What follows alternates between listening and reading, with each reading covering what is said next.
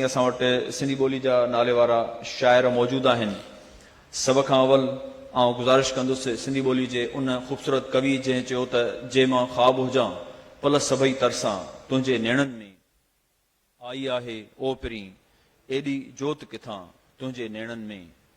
ऐं दिलि चवे थी मां सदा पंहिंजो अक्स पसां तुंहिंजे नेणनि में। तव्हां सभिनी जे भरपूर ताड़ियुनि में मां गुज़ारिश कंदुसि सिंधी ॿोली जे निहायत ई ख़ूबसूरत शाइर डॉक्टर अदल सुमरो साहब जन खे तो वचन मथे स्टेज ते अची विया आहिनि। यादगीरूं संभाल कमी दई कंहिं विछोड़े जे साल कमी दई ऐं मां न हूंदुसि जॾहिं तॾहिं ॾिसजां जग मुंहिंजो मिसाल कमी दई। अहिड़ियुनि ऐं अहिड़ियुनि ॿियनि सवें ख़ूबसूरत सिटुनि जे सर्जनहार सिंधी ॿोली जे तमामु ख़ूबसूरत शाइर सिंधी ग़ज़ल जे निहायत ई अहम शाइर मोहतरम साईं अयास गुल साहब जन खे अवां सभिनी जे भरपूर ताड़ियुनि में गुज़ारिश कंदुसि तो मथे स्टेज ते अचनि।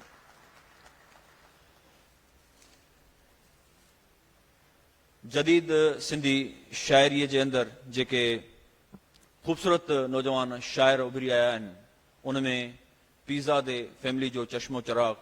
सिंधी ॿोलीअ जो निहायत ई ख़ूबसूरत शाइर ख़ासि तौर ते नज़्म जो निहायत ई सुहिणो शाइर अमर पीरज़ादो बि अॼु असांजो महिमान आहे। खेसि गुज़ारिश आहे अवां सभिनी जे भरपूर ताड़ियुनि में त मथे स्टेज ते अचे। ऐं सिंधी ॿोलीअ जी नौजवान उभरंदड़ शाइरा उल्फत हुसैन खे बि गुज़ारिश आहे त मथे स्टेज ते अचे महिमाननि सां वेही। अॼोको हीउ जेको असांजो सेशन आहे हमसर सिंधी शाइरी ते असांखे ॻाल्हाइणो आहे। सभ खां अवल आउं चाहींदुसि त असां शुरूआत कयूं अमर पीरज़ादे खां। अमर पीरज़ादो जेको सिंधी ॿोली जो निहायत ई ख़ूबसूरत शाइर आहे, पाण नज़्म जो तमामु सुहिणो शाइर आहे। इन जे करे मां ख़ासि नज़्म जे हवाले सां ई सवाल कंदुसि त ख़ासि तौर ते जेको आज़ादु नज़्म आहे या नसरी नज़्म आहे, मां त ज़ाती तौर ते उनखे हिकिड़ी ॾुखी सिन्फ़ सम्झां थो। पर अमर मां तव्हां खां इहो पुछणु चाहींदुसि त छा जेको हिन वक़्तु सिंधी में हमसर दौर में जेका शाइरी सर्जे थी ऐं नौजवान जेके नसरी नज़्म लिखनि था या आज़ादु नज़्म लिखनि था त उहो कहिड़े पद कहिड़े पैमाने ते बीठो आहे, उन मां तव्हां केतिरो मुतमइन आहियो? महिरबानी रिज़वान गुल, महिरबानी आर्ट्स काउंसिल।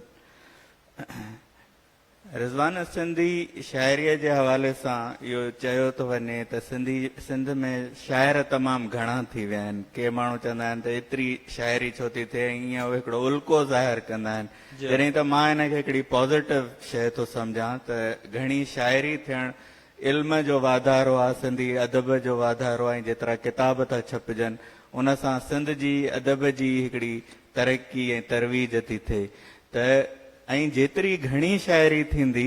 ओतिरी छंड जी छाण जी जॾहिं उहा शाइरी फिल्टर थी त उन मां चूंड शाइरी करण जो बि असांखे सुठी सिलेक्शन मिली सघंदी। मसइलो इहो आहे त असां वटि जेको आहे उहा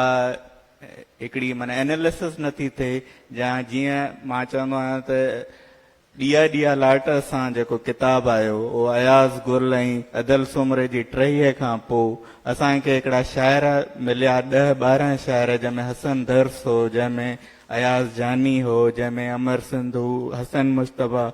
बख्शण मेहराणवी, खोड़ सारा अहिड़ा शाइर आहे जेके जिन जी ॼण त हिकिड़ी नुमाइंदगी थी त हे हिन दौर जा रिप्रेज़ेंटेटिव शाइर आहिनि।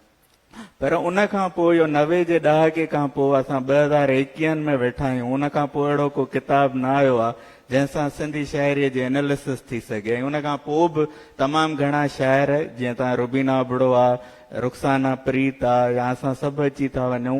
उहा टही अञा ताईं ईअं रिप्रेज़ेंट न आहे थी जंहिंजी शेख हयात जे लेवल जो को शाइर जीअं इमदाद हुसैनी हिन वक़्तु आहे त उहो एनालिसिस करे। त हिकिड़ो त मुंहिंजो इहो आहे त अहिड़ो का तहक़ीक़ थियणु घुरिजे, उन खां पोइ असां सिंधी शाइरीअ मां मुतमइन थींदासीं। जेको तव्हांजो सुवालु आहे नज़्म जे हवाले सां, त नज़्म में तव्हां ॾिसो त नज़्म पाबंद नज़्म थो थिए, आज़ादु नज़्म थो थिए ऐं नसरी नज़्म थो थिए।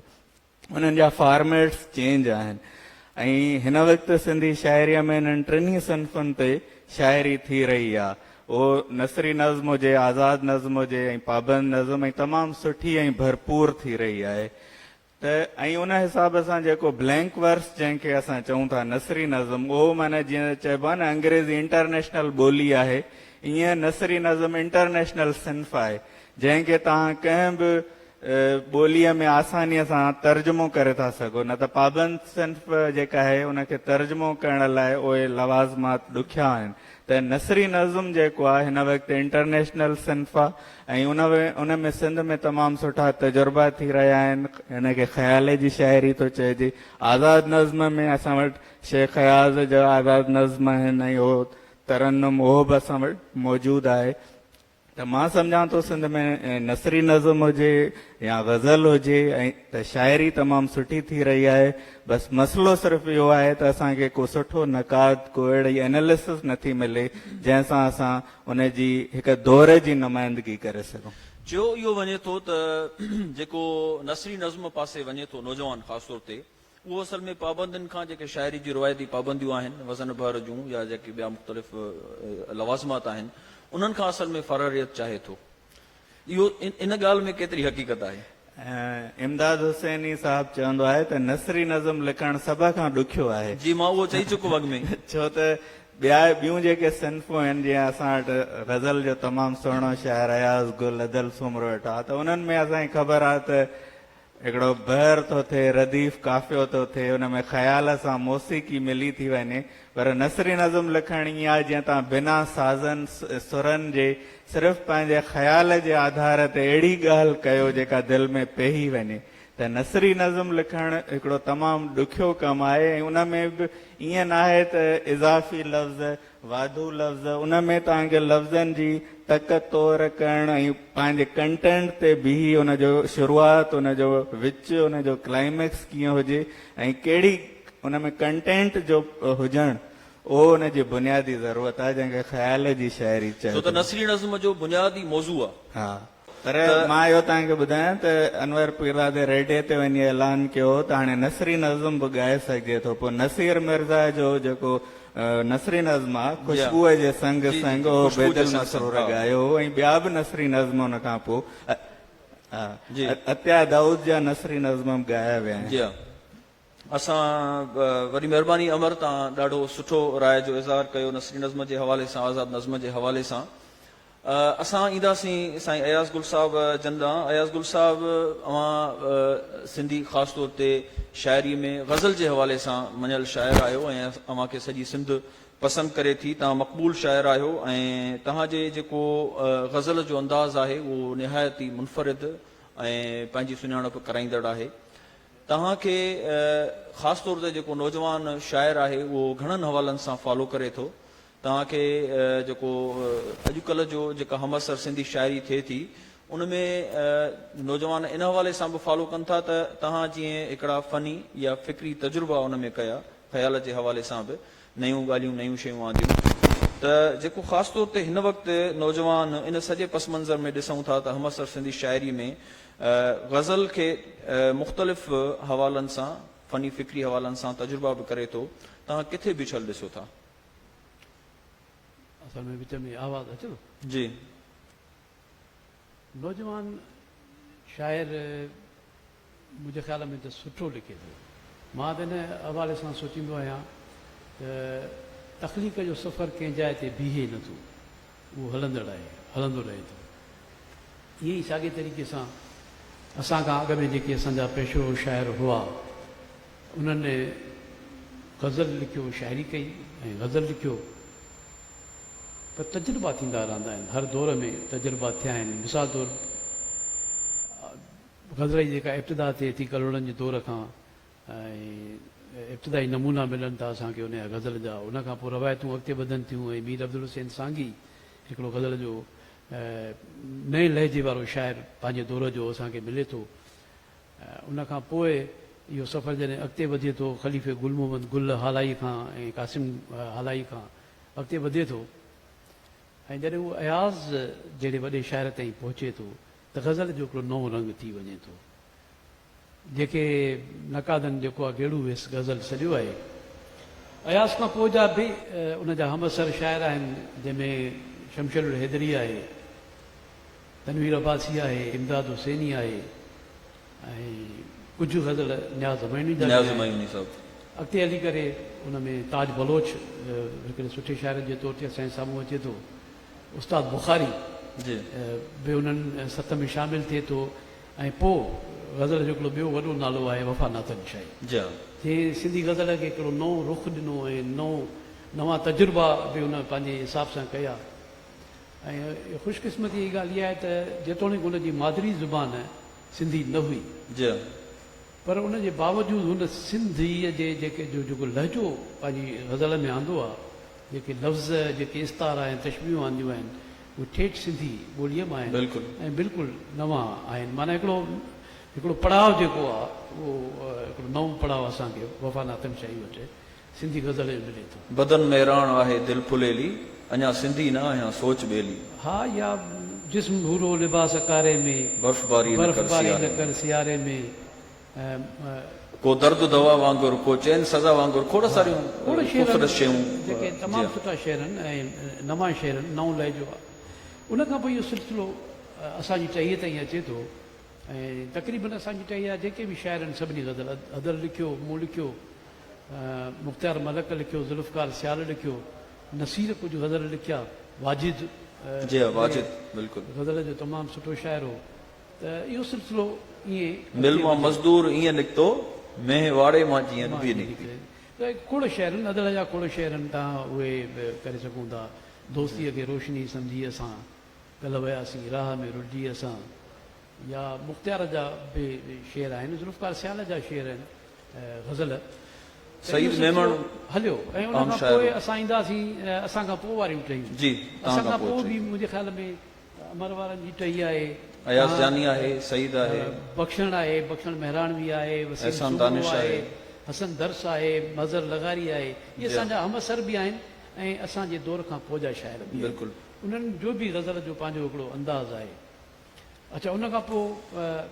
असांजी टहीअ में आकाश जो नालो खणो आकाश जी हा। अंसारी बि तमामु सुहिणो शाइर आहे गज़ल जो ऐं पोइ जेका टहियूं अचनि थियूं जंहिंमें अमर आहे अमर इक़बाल आहे पंहिंजो अख़्तर दरगाही आहे रिज़वान गुल आहे एहसान दानिश आहे या ॿिया खोड़ शाइर आहिनि जिन उन सिलसिले खे अॻिते वधायो आहे मिसाल तौरु पोइ इक़बाल रिंद तमामु सुहिणो गज़ल जो शाइर आहे इशफ़ाक़ आज़र आहे जी हुन तमामु सुठा गज़ल लिखिया आहिनि रुबीना अबड़ो आहे रुख़साना प्रीत आहे छोकिरियुनि में इहे बि सुठियूं उन्हनि बि सुठा गज़ल लिखिया आहिनि त सिलसिलो रुकियो न आहे गज़ल जो जेको मां सम्झां थो त हिन वक़्तु बराबरि ईअं आहे त असांजो बेत ऐं वाई जेका आहे उहा हिकिड़ी क्लासिकल सिंफूं आहिनि ऐं उनखे बि असांजे शाइरनि जीआरियो आहे मुख़्तलिफ़ तरीक़नि सां ऐं अयाज़ ख़ासि तौर ते पर गज़ल बि जेको आहे हिन वक़्त जी हिन दौर जी जेका आहे मक़बूल तरीन सिंफ आहे मां नथो सम्झां त को बि अहिड़ो शाइर हुजे शायदि को हिकु ॿ शाइरनि खे छॾे करे जिन गज़ल न लिखियो हुजे गज़ल लिखियो आहे ॾाढो सुहिणो गज़ल लिखनि था मां त ॾिसंदो आहियां नौजवान जा गज़ल पढ़ंदो आहियां खोड़ हुन में शाइर आहिनि जेके सुठो शेर लिखनि था मिसाल फेसबुक जे हवाले सां बि खोड़ असांखे शाइर मिलिया आहिनि जमील सुमरो आहे सजाद महर आहे हाकिम गुल महर आहे त इहो सिलसिलो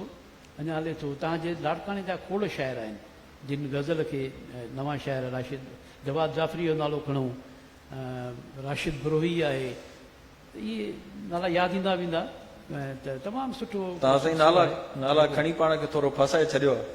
न ख़ैर आहे हिन में कोई अर्ज़ु न आहे मुंहिंजे ख़्याल में उहे दोस्त दिलि में न जी कंदा ज़ाहिर आहे राय जॾहिं ॾिजे थी त कुझु नाला ई ज़हन में अचनि था मजमूई तौर ते माण्हू माण्हू सोचे करे नथो अचे न जी हा। जंहिंमहिल जी हा तव्हां जहिड़ो शाइर जॾहिं अहमद जो ज़िक्र पाण कयूं अहमद जी हा। सोलंकी तमामु सुठो शाइर आहे गज़ल जो हुन बि सुठी गज़ल लिखिया आहिनि बिल्कुलु। इहो सिलसिलो बहरहाल हले थो ऐं मां सची ॻाल्हि इहा त ॾाढो मुतमिल हूंदो आहियां त असांजा नौजवान न सिर्फ़ु शाइरी कनि था पर गज़ल जहिड़ी जेको आहे ॾुखी सिंफ खे बि निभाईंदा अचनि था इहो हिकिड़ी सुठी ॻाल्हि आहे अहिड़ा साहब वॾी महिरबानी तव्हांजी अॼुकल्ह जो जेको ख़ासि तौर ते शाइरीअ जो घणो फ्लो असां ॾिसूं था अमसर दौर में जेका सिंधी शाइरी थिए थी वाक़ई आहे त उन में गज़ल तमामु घणो लिखियो वञे थो गज़ल खे पसंदि बि तमामु घणो कयो वञे थो ऐं नौजवान जेके आहिनि उहे वञी ऐं फ़िक्री उन में तजुर्बा बि कनि था ऐं उहे अयाज़ गुल जहिड़ो गज़ल लिखण जी ख़्वाहिश बि रखनि था सो मां सम्झां थो तव्हां तमामु हिकिड़ो सुठो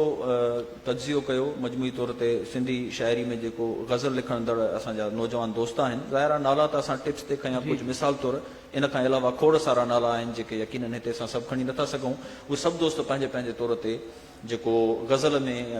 तजुर्बा करे रहिया आहिनि उहे ॾाढा ज़बरदस्त आहिनि असां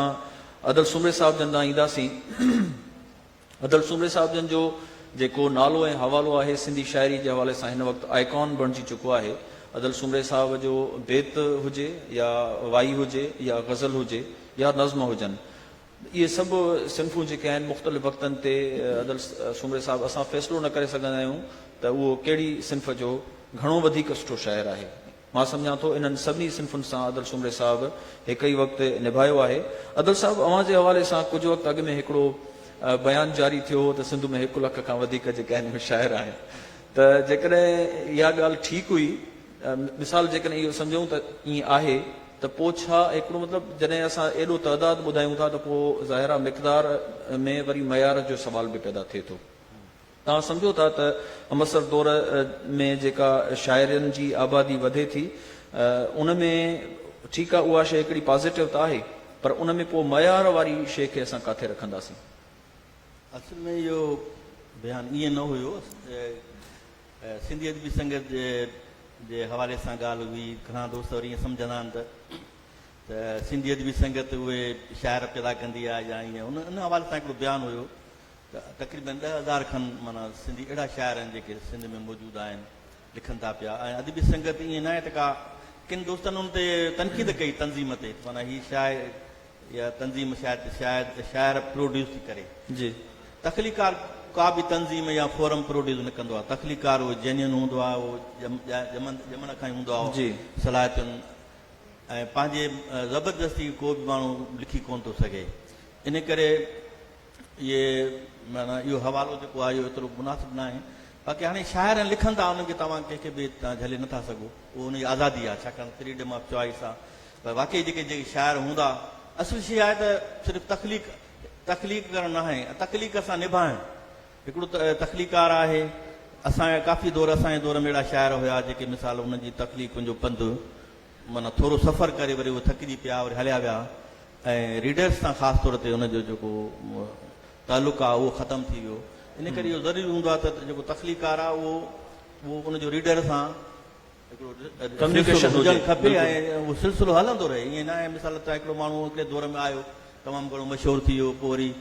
वरी उन खां पोइ गुम थी वियो अहिड़ा काफ़ी नाला आहिनि मां हिते मिसाल असां हिकिड़ो तमामु सुठो शाइर हो अमृतसर दोस्त हुयो मुश्ताक बागानी तमामु उन ख़ासि तौर ते वाई हिननि में बहितरीनु उनजो हिकिड़ो अंदाज़ हुयो मुनफ़रिद अंदाज़ हो छाकाणि त शाइर या तख़लीकार जेको मुनफ़रिद हूंदो ॿिए खां पोइ उहो ई सर्वाइव करे सघंदो घणो वक़्तु उहो हली सघंदो ऐं शाइर जेके आहिनि उहे मिसाल असां वटि जीअं अमर ॻाल्हि कई त नक़ाद आहिनि कोन तनक़ीद सही कान थी हिकिड़ो दौर हूंदो हुयो त शाइरनि ते माना वरी पाबंदियूं बि हूंदियूं नज़रियाती तरह हिकिड़ियूं शयूं उहे चवंदा हुआ त बाबा हीअं हुजणु खपनि हीअं वॾा बेस थींदा हुआ कमिटमेंट जेका आहे तख़लीकार जी उहा बेस हेठि ईंदी त हुनजी कमिटमेंट छा सां आहे अदब बराए ज़िंदगी अहिड़ी क़िस्म जा बेस थींदा हुया इहे सभु शयूं हूंदियूं पर अॼु जो दौर जेको थोरो वाज़ियो न आहे क्लियर हर को शाइर तख़लीकार पंहिंजे हुन में आज़ादु आहे ऐं कॾहिं कॾहिं त ईअं महसूसु थिए थो त वीहनि क्लियर कोन्हे को पोइ हर को हले थो पियो ऐं इहे शयूं आहिनि पर उनजे बावजूद बि सिंधी शाइरी जेका आहे उहा उनजा जेके मौज़ू आहिनि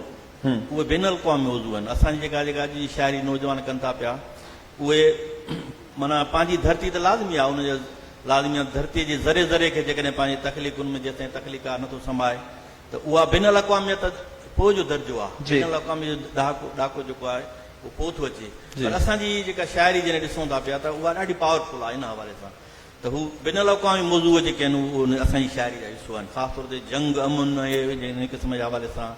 हिकिड़ो पारस हमीद जो हिकिड़ो नज़्म हुयो सारियुनि जे आवाज़ ते ॿार रोअनि था उन में जंग जे ख़िलाफ़ हिकिड़ी नफ़रत हुई त बाबा ॿार जॾहिं सारियनि वॼनि था पिया त ॿार उन्हनि ते रोइनि था पिया ॿार जेको प्यार जी अलामत आहे अमुन जी अलामत आहे त उनजे हिसाब सां अहिड़े नमूने सां हिकिड़ो मुनिस हयात जो नज़्म हुयो त हीअ जेके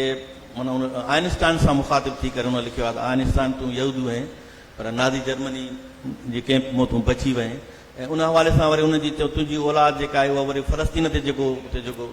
ज़ुल्म थो थिए त उन हवाले सां उन हिकिड़ो नज़्म लिखियो त फ़लस्तीनी ॿार जेके आहिनि पंहिंजे पथरनि सां हुनखे टैंकुनि ते पथर हणनि था या गोलियुनि जे मोट में हू पथर हणनि था पिया त हुन लिखियो आहे त इहो मूंखे ईअं लॻे थो जीअं सूर इसराफ़ जेका आहे सूर में हवाले सां क़ुर जे हवाले सां लिखियो अथई त इहे मूंखे अॼु जे दौर जा अबाबिल था लॻनि। अच्छा, त उहो नज़्म आहे यानी मोहम्मद अली पठान जहिड़ा नज़्म आहिनि बिन अक़वामी लेवल ते यानी हिकिड़ो हुनजो आहे नज़्म गुड्स ट्रेन आहे या कारो पाणी आहे इन सां हिकिड़ो सुलेमान सोलंगी जो बिन अक़वामी तरह नज़्म आहे नज़ीरनि जे हवाले सां उहो आहे त शाइरनि खे तख़लीकारनि खे तव्हां पाबंद नथा करे सघो मिसाल नेशनलिज़म जो नारो कम्युनिज़म जो नारो कॾहिं सोशलिज़म जे नाले ते जेको तव्हां उनखे थोरो रद्द कयो आहे पंहिंजे नज़्म में त तव्हां नज़ीरनि जे आधार ते उन शाइरनि खे विराए या उन्हनि खे डायरेक्शन नथा ॾेई सघो छाकाणि त शाइर जेके आहिनि पंहिंजे फिक्री लिहाज़ खां उहे आज़ादु हुजणु खपनि कंहिं मंशूर तहत या डायरेक्शन तहत उहे न लिखणु खपनि। इवन कार्ल मार्क्स बि जेको हुयो उहो बि हालांकि सख़्तगीर माण्हू हुयो पर हुनजे बावजूद बि हू चवंदो हुओ त शाइर poets are born free let them go their way माना पंहिंजे रस्ते सां वञनि हुनखे तव्हां आज़ादु छॾे ॾियो। ॿियो वरी जेका असां वटि जेका थी आहे हिकिड़ी छाकाणि त नक़ाद आहिनि कोन उहो हर को पंहिंजे लेखे राय ॾेई थो ॾे। असांजे हिन 20वीं सदीअ में 19वीं सदीअ में लेजेंडरी पोइट जेको आहे हिकिड़ो आहे उहो आहे शेख अयाज़। इहा हक़ीक़त आहे छाकाणि त उहो उनजी शाइरी या उनजी जेका तख़लीक़ी सघ आहे उहो ई आहे। असां सभु ईअं सम्झो उनजा तिरवरा आहियूं उनजी लिगेसी में असां अचूं था पिया उहो हिकिड़ो शाइर आहे पर उन असां वटि वरी शायदि ईअं सम्झनि था माण्हू त शाह लतीफ़ हर दौर जो शाइर आहे न शाह लतीफ़ त अॼु बि मौजूदु आहे। शाह लतीफ़ जो फ़िकुर अॼु पढ़ूं था त असांखे अॼु जो लॻे थो पियो एच टी लैम्बरिंग त शाह लतीफ़ लाइ वारंट कढिया हुया सही जेठमल परसराम जे मज़मून में शाह लतीफ़ जा बेत हुया हुन चयो त असांजे ख़िलाफ़ ब्रिटिश गवर्नमेंट जे ख़िलाफ़ आहिनि हुन शेख अयाज़ शाह लतीफ़ जा वारंट बि कढिया एचलैंड माना उन में एतिरी पोइट्रीअ में एतिरी अफ़ादियत हुई न हर दौर में उहो पाण खे मंझराए थी। ऐं शेख अयाज़ सां मोहबत कंदड़ दोस्तनि मां चवंदो उहे दोस्त त न हुया माना अहमक हुया छाकाणि त शाह लतीफ़ जेको हुनजो मनसब आहे मक़ाम आहे हुन ते ॿियो को पहुची नथो सघे उहो शाह लतीफ़ आहे। ॿियो जेकॾहिं थींदो त पोइ शेख अयाज़ हूंदो पंहिंजे लेखे हूंदो या शेख अयाज़ खां पोइ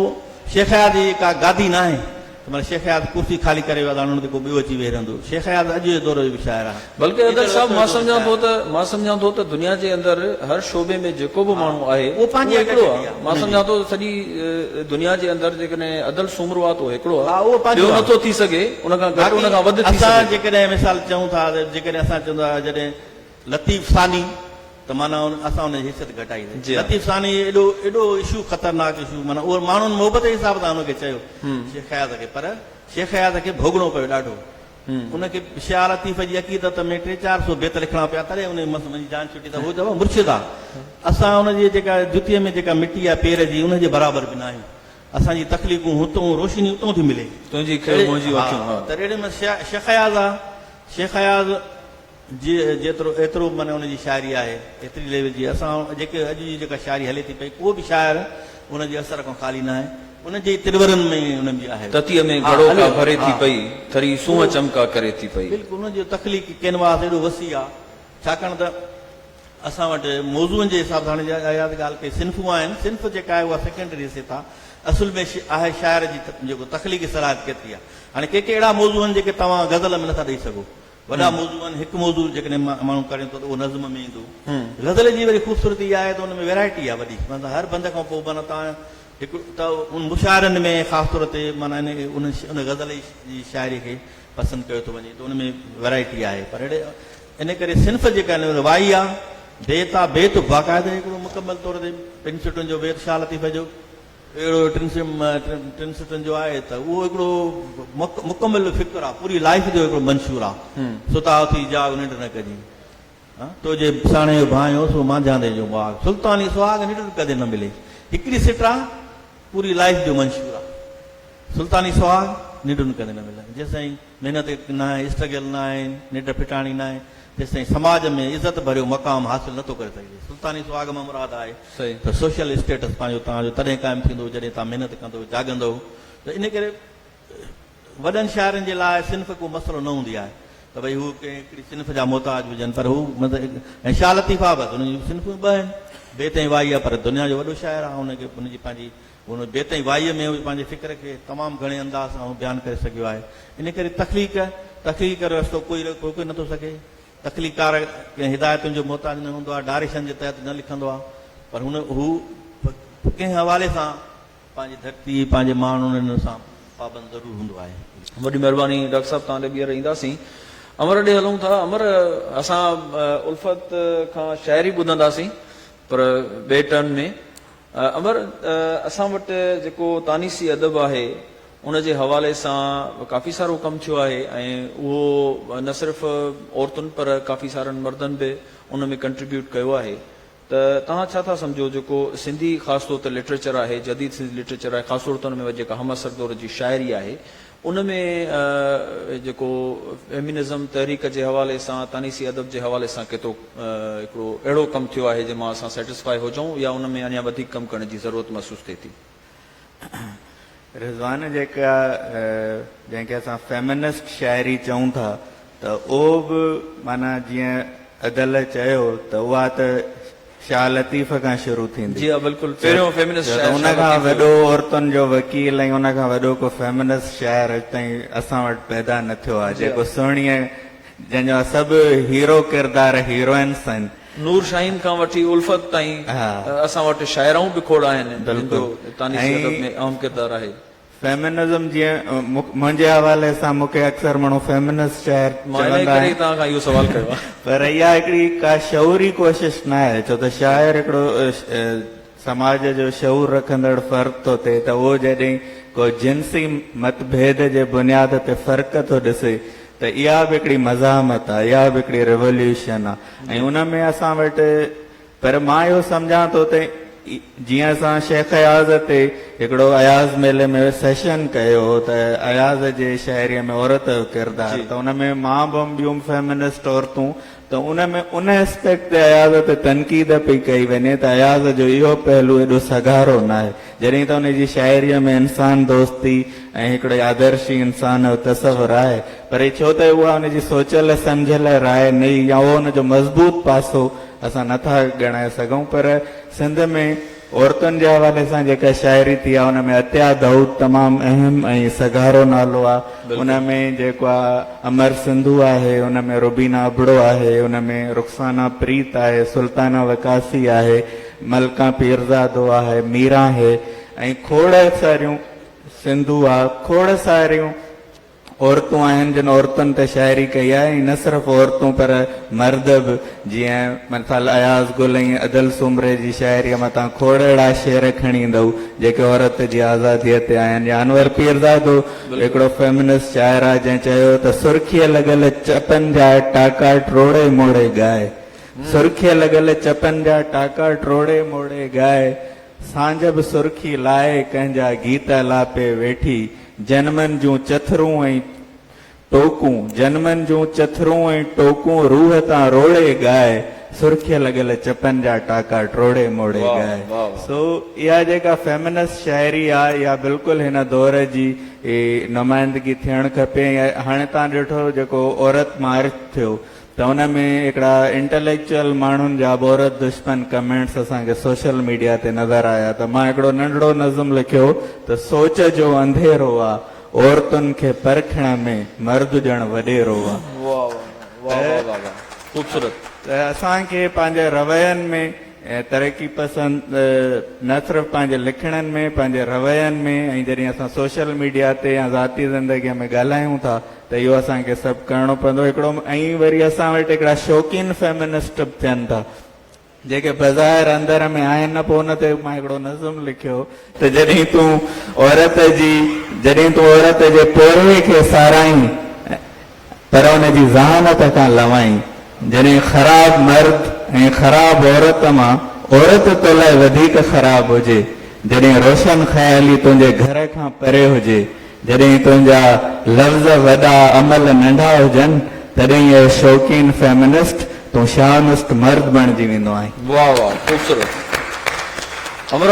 ॾाढो ज़बरदस्त अंदाज़ में तव्हां सॼे मामले जो तजियो कयो ऐं ख़ासि तौर ते जेका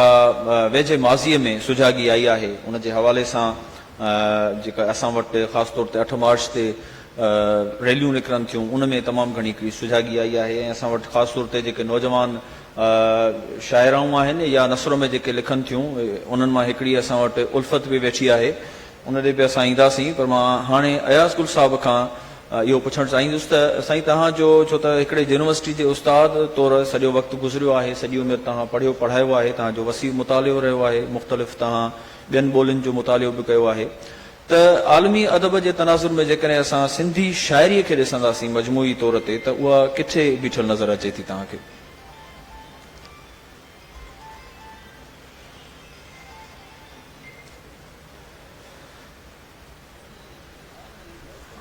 माइक ऑन कजो। ॻाल्हि इहा न आहे त असां छो त सिंधी आहियूं इन जे करे असीं चऊं त भई असांजी शाइरी जेका आहे उहा आलमी मयार ते पहुतल आहे पर ईअं ज़रूरु आहे त असां वटि कुझु शाइरी या कुझु शाइर अहिड़ा ज़रूरु आहिनि जिन जे शेरनि खे जिन जे फ़िक्र खे जिन जे कलाम खे असां इन तनाज़र में ॾिसी सघूं था त आलमी अदब में आलमी शाइरीअ में जेको कुझु लिखियो वञे थो उहो असां वटि बि मौजूदु आहे मिसाल तौरु अयाज़ उनजो वॾो मिसाल आहे त अयाज़ वटि अहिड़ा केतिरा ई मौज़ू आहिनि जेके या अहिड़ा केतिरा ई वाक़िया आहिनि जेके दुनिया में पेश आया आहिनि ऐं अयाज़ उन्हनि खे पंहिंजो मौज़ू बणायो आहे न सिर्फ़ु मौज़ू बणायो आहे पर उन्हनि जी हिकिड़े पुरअसर नमूने उन्हनि जी वकालत बि कई आहे त यकीनन असां ईअं न आहियूं त को 100 सैकड़ो चई सघंदासीं पर मां घटि में घटि मायूस बि न आहियां त असां चऊं त भई सिंधी शाइरी को इन मयार जी न आहे त असां उनखे फ़ख़ुर सां किथे पेश करे सघूं असांजे शाइरनि जूं काफ़ी अहिड़ियूं शयूं आहिनि जेके जेकॾहिं ट्रांसलेशन थियनि उहे ट्रांसलेट थियनि त उहे यकीनन सॼे अदब में सॼी दुनिया जे अदब में पाण ॾे ध्यानु छिकाए सघनि थियूं। उहो मतिलबु ईअं असां जेकॾहिं हिकिड़ो अंदाज़ो लॻायूं त मतिलबु सिंधी शाइरी जेका असां चऊं त आलमी उन पैमाने जी या आलमी मयार जी जेका आहे उहा थिए थी त उहो मतिलबु ईअं हिकिड़ो एप्रोक्सीमेट असां केतिरो परसेंटेज आहे असां वटि जेके असां काउंट कराए सघूं था त मतिलबु कोई 10-20-30% या मतिलबु कीअं असां अंदाज़ो लॻाईंदासीं त असां वटि 1% थी थिए या जेको आहे केतिरा माण्हू आहिनि जेके असां ॻणाए सघंदासीं जंहिंजा मौज़ूअ जेके आहिनि जीअं हाणे अमर ॻाल्हि कई अनवर पीज़ादे साहिब जे हवाले सां या जेको आहे मोहम्मद अली साहिब जे हवाले सां कुझु नज़मनि जो ज़िक्र कयो अदल साहिब त माना असां या ईअं चइजे त उनखे खणी दौरनि में विराइजे त मुख़्तलिफ़ दौरनि में जेकॾहिं हाणे असां ॾिसूं था अमसर दौर में जेका शाइरी थिए थी उहा किथे बीठल नज़र अचे थी असांजे हुन वारे सां? ॾिसो शाइरी जेकॾहिं असां ॾिसंदा हाणे उन में 2 टे शयूं आहिनि हिकिड़ो त आहे हुनजो फ़न जी ॿियो आहे हुनजो फ़िक्र जी हा हाणे इन हवाले सां ॾिसंदासीं फ़िक्री हवाले सां खोड़ शयूं असांखे ॻाल्हि घणी फ़िक्री हवाले सां ई थींदी ज़ाहिर आहे हा जो त फ़नी हवाले सां असां वटि खोड़ पका पुख्ता शाइर आहिनि सही जिन सिंधी शाइरीअ खे अॻिते वठी अचण में पंहिंजो किरदार अदा कयो आहे अयाज़ खां वठी अॼु जे दौर ताईं इहो सिलसिलो हले थो पियो पर हाणे परसेंटेज मुंहिंजे ख़्याल में असां इहो तय न करे सघंदासीं त पर कुझु शयूं ज़रूरु अहिड़ियूं आहिनि जीअं असीं कहाणीअ खे बि वठंदा आहियूं त कहाणियुनि में बि असां वटि कुझु कहाणियूं अहिड़ियूं आहिनि जेके शाहकार कहाणियूं आहिनि ऐं असां चाहींदा आहियूं त भई जेकॾहिं इहे ट्रांसलेट थी करे ॿियनि ॿोलियुनि में ट्रांसलेट थी करे जेकॾहिं माण्हुनि ताईं पहुचंदियूं त यकीनन उहो हिकिड़ो शाहकार साॻे तरीक़े सां शाइरी जा इस्म बि जेकॾहिं उन बुनियाद मिसाल इमदाद हुसैन जा खोड़ नज़म आहिनि जेकॾहिं उन्हनि खे ट्रांसलेट कयो वञे शेख हयाज़गी त शाइरी जो वॾो अंग आहे ईअं नौजवाननि में बि खोड़ शाइर आहिनि जीअं असां सवेर ज़िक्र कयोसीं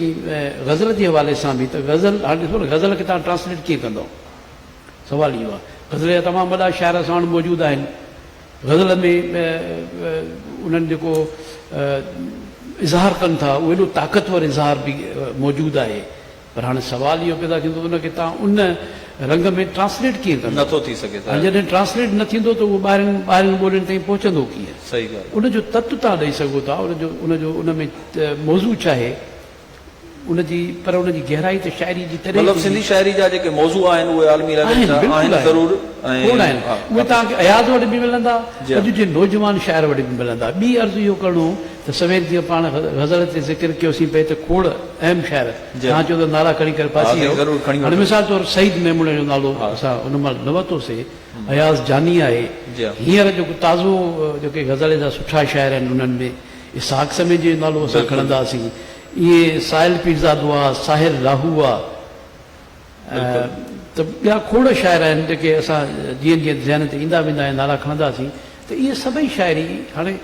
इन्हनि जी शाइरी जेकॾहिं ट्रांसलेट थिए ऐं उन ई नमूने सां ट्रांसलेट थिए जीअं शेर ट्रांसलेट थींदो आहे जेको आहे नामुमकिन ॻाल्हि त पोइ यकीनन असांजी शाइरी बि इन बुनियाद ते थींदी हाणे असां ट्रांसलेशन सिर्फ़ु थिए थी नज़्म जी उहा बि 100 सैकड़ो असां नथा चई सघूं छो त खोड़ मिसाल तौरु असां वटि हिकिड़ो लफ़्ज़ आहे असां इस्तेमालु था कयूं अई मुठियसि हाणे इहा कैफ़ियत आहे हिकिड़ो सिर्फ़ु लफ़्ज़ पंहिंजो हिकिड़ो जुमिलो न आहे इहा हिकिड़ी कैफ़ियत आहे हिनखे तव्हां ट्रांसलेट कीअं कंदो अई मुठियसि खे कीअं ट्रांसलेट कबो त ईअं शाइरीअ में खोड़ अहिड़ियूं तरकीबूं अहिड़ा जुमिला अहिड़ा ख़्याल अचनि था जेके ट्रांसलेट नथा थी सघनि बिल्कुलु सही ॻाल्हि आहे असां जीअं माना कहाणी जे हवाले सां बि इहा ॻाल्हि कई वेंदी आहे त खोड़ सारा ॿियनि ॿोलियुनि जा जेके ईडियम्स आहिनि उनखे ईडियम खे तव्हां जेको आहे ईडियम में ई तर्जुमो कंदो त ठीकु लॻंदो तव्हांजी वॾी महिरबानी असां आख़िरी सवाल ॾेई ईंदासीं अदल साहिब ॾे त साईं असां वटि जदीद सिंधी शाइरी जे हवाले सां हिकिड़ो मुख़्तलिफ़ राया रहिया आहिनि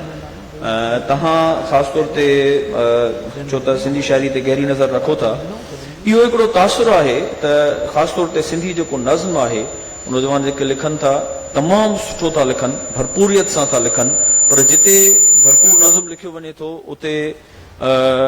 इहा बि ॻाल्हि ॿुधण में अचे थी त ख़ासि तौर ते सिंधी जेको नज़्म आहे उहो सिर्फ़ु लफ़्ज़नि जे शोर सां पुर आहे भरियल आहे जीअं वफ़ा बि चयो त लफ़्ज़नि एॾो शोर मचायो चुप थी वई वीचारी माना त इन ॻाल्हि सां तव्हां केतिरो क़दुरु सहमत आहियो त किथे किथे असांखे रुॻो लफ़्ज़नि जो शोर थो नज़र अचे पोइ जॾहिं उहो नज़्म पूरो थो थिए त असां चऊं था त मक़सदु छा हो उनजो चवणु छा चाहियो आहे शाइर इहा बि हिकिड़ी मौजूदा दौर में तनक़ीद हले पई जी जी पर मां सम्झां थो ईअं सही न आहे त किथे किथे वरी छा थींदो आहे त इहा ज़रूरु आहे त शाइर लफ़्ज़नि जी घिटियुनि में किथे किथे उहो पंहिंजे थाट खां हटी वेंदा आहिनि पर ईअं कोन्हे को त असांजा शाइर घणा ईअं था कनि पर नज़्म जी शाइरी ॾाढी पावरफुल आहे असां वटि ख़ासि तौर ते नौजवान जेके लिखनि पिया इहे तव्हां ॾिसंदो न त रोहल कालरे खां वठी वेंदा इहे हाजी सांद या सरदार शाह एजाज मंगी जा अॻी जी टे जा आहिनि पर इहे अहमद सोलंकी या बखियर मेहराणवी अमर सिंधू आदर्श आहे या आदिल अब्बासी आहे ऐं काफ़ी अहिड़ा माना नाला आहिनि त उन्हनि वटि बाक़ाइदे नज़्म पंहिंजे भरपूर माना सां मौजूदु आहे ऐं हिकिड़ो ऐं छा त जीअं ॻाल्हि हाणे निकिती त तर्जुमनि जी त मिसाल नज़्म ई असां अहिड़ी सिन्फ़ आहे जेका तर्जुमो थी सघे अंग्रेज़ी में ऐं उन में वॾा मौज़ू उन में अचनि था दुनिया में बि ख़ासि तौर ते तव्हां जेका अॼुकल्ह सॼी दुनिया में पोइट्री हले थी पई त उहा इहा नज़्म जी हले थी पई घणी ऐं हीअ छाकाणि त हीअ कुझु सिन्फ़ूं असां जूं आहिनि मिसाल बेतवाई या गज़ल ही असांजे हिते हितां जा आहिनि नंढे खंड में लाज़मी आहे गज़ल ईरान या इंडिया असां पाकिस्तान एसि ताईं ॿियनि तक उहो नथो लिखिजे त इन करे इहे मौज़ूआती माना हवाले सां त हुन बाक़ाइदे इहे क्लियर आहिनि लफ़्ज़नि में कोन था पासनि कुझु ईअं कॾहिं कॾहिं छा थींदो आहे कॾहिं कॾहिं लफ़्ज़नि जी उनजे करे घणे इस्तेमाल जे करे पोइ उहो कुझु थाट थियनि था पर इहा जेका राय मां सम्झ हिनखे मां रद्द कयां थो त ईअं हरबूं कोन्हे को ऐं शाइर जेके आहिनि उहे उनजो उहो वॾो नज़्म बि पंहिंजी उनजी जेका लफ़्ज़नि जी ख़ूबसूरती आहे उहा अट्रैक्शन थिए थी तमामु कॾहिं कॾहिं उहा लफ़्ज़नि जी जेका ख़ूबसूरती आहे जेका हुनजी उणत आहे उहा थाट थोरी हावी थी वञे थी मतिलबु जेको शाइर चवणु चाहे थो पियो उनजे मथां ओवरलेप करे माना जुज़वी तौर ते तव्हां इन ॻाल्हि सां सहमत आहियो पर इहो मजमूई तौर ते नथो चई सघे पर उन ते तनक़ीद थी आहे मां पढ़ी बि आहे उन ते माण्हू चवंदा त हीअ जेके इहो नज़्म लफ़्ज़नि जे जंग में गुम थो थींदे पर ईअं कोन्हे को पर उन में हिकिड़ो थाट ज़रूरु मौजूदु आहे वॾी महिरबानी डॉक्टर अदल सूनो साहिब इहो वाक़ई आहे जीअं मां पंहिंजी गुफ़्तगू में सवाल में ई चयुसि त असांजो नज़्म ॾाढो ख़ूबसूरत आहे पावरफुल आहे पर उन में किथे किथे ईअं महसूसु थिए थो असां वटि नज़्म जा तमामु ख़ूबसूरत शाइर मौजूदु आहिनि असां जो सेशन वाइंड अप थियण जो टाइम बिल्कुलु क़रीब पहुची वियो आहे मां उल्फत खे चवंदुसि त हू पंहिंजो को शाइरी मां को गज़ल चूंड असांखे ॿुधाए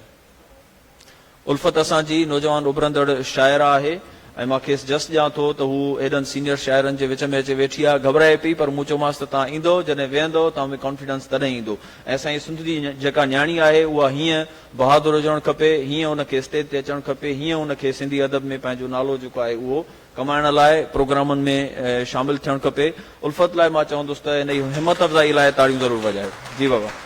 महिरबानी सर। मुंहिंजे लाइ इहा वॾी एज़ाज़ जी ॻाल्हि आहे ऐं साईं अयाज़ गुल, साईं अदल सुमरो ऐं सर अमर ऐं इन्हनि सभिनी सां गॾु आउं वेठी आहियां ऐं इहा मुंहिंजे लाइ तमामु एज़ाज़ जी ॻाल्हि आहे। गज़ल आहे, हू चवे थो तर्स थोरो घर न वञ, हू चवे थो तर्स थोरो घर न वञ, दिल हवेलीअ खे छॾे ॿाहिरि न वञ। वाह। हू चवे थो तर्स थोरो घर न वञ, दिल हवेलीअ खे छॾे ॿाहिरि न वञ, तोप ॼाणा मां मता उजड़ी वञा, तोप ॼाणा मां मता उजड़ी वञा, रूह जा रिश्ता छिनी दिल भर न वञ। वाह वाह वाह। इश्क तुंहिंजी उम्र सां अटकी न पए, इश्क तुंहिंजी उम्र सां अटकी न पए, तूं खणी दरियाह ते घाघर न वञ, ऐं मूर्तियुनि ते माठ वेंदी छाइजी, मूर्तियुनि ते माठ वेंदी छाइजी, देवता जे रूप में मंदिर न वञ, मूर्तियुनि ते माठ वेंदी छाइजी, देवता जे रूप में मंदिर न वञ, ऐं हेठि कर पंहिंजूं ॿई उल्फत अखियूं, हेठि कर पंहिंजूं ॿई उल्फत, हेठि कर पंहिंजूं ॿई उल्फत अखियूं, सिज खे गर्मी न थिए ओभर न वञ, हू चवे थो तर्स थोरो घर न वञ, दिल हवेलीअ खे छॾे ॿाहिरि न वञ। वाह वाह, तमामु ख़ूबसूरत। जेतोणीकि असांजे सेशन जो टाइम पूरो थी चुको आहे, पर छो त मां सवाल हिकिड़ो अमर खां कयो हो, उन ई सिलसिले जो हिकिड़ो नज़्म आहे जेको उनजी धीउ जे नाले आहे, उहो मां खेसि चवंदुसि त ॿुधाए, उन खां पोइ असां हलंदासीं सवालनि ॾे। ही नज़्म आहे जेको मां पंहिंजी धीउ ते लिखियो हो, उनवान आहे धीउ सां वचन। नाज़ुक ही आज़ाद नज़्म आहे, जीअं असां नज़्म जी ॻाल्हि कई। नाज़ुक नंढड़े हथ सां मुंहिंजी आङुर पकड़े, मुंहिंजी अभम धीउ ॾिसे थी मूंखे, नाज़ुक नंढड़े हथ सां मुंहिंजी आङुर पकड़े, मुंहिंजी अभम धीउ ॾिसे थी मूंखे, ॼण त चवे थी अखियुनि सां बाबा तुंहिंजी आङुर पकड़े पंहिंजे पेरनि ते बीहंदसि मां, मूंखे एॾो प्यार ॾिजां जेॾो पुट खे ॾींदो आहीं, मुंहिंजे खामियुनि ते बि पुट जे खामियुनि वांगुरु टहक ॾिजां तूं बाबा, बाबा मुंहिंजो दोस्त जां तूं, मुंहिंजा राज़ बि ॿुधजां बाबा, पंहिंजा राज़ बि मूंसां सलजां, मूंखे सा आज़ादी घुर्जे जेका तुंहिंजे लाइ रहे थी, मूंखे सा आज़ादी घुर्जे जेका तुंहिंजे लाइ रहे थी, मुंहिंजा ख़्याल बि दूर उॾामण था चाहिनि, पोइ कंहिं बि शिकारीअ जेड जेखां तूं न उॾामण खां झलजां, मूंखे पंहिंजी राय ॾिजां पर मूं ते पंहिंजी राय न मढ़जां, मूंखे पंहिंजी राय ॾिजां पर मूं ते पंहिंजी राय न मढ़जां, तुंहिंजे लफ़्ज़नि खां वधि बाबा मां तुंहिंजे अमलनि मां सिखंदसि,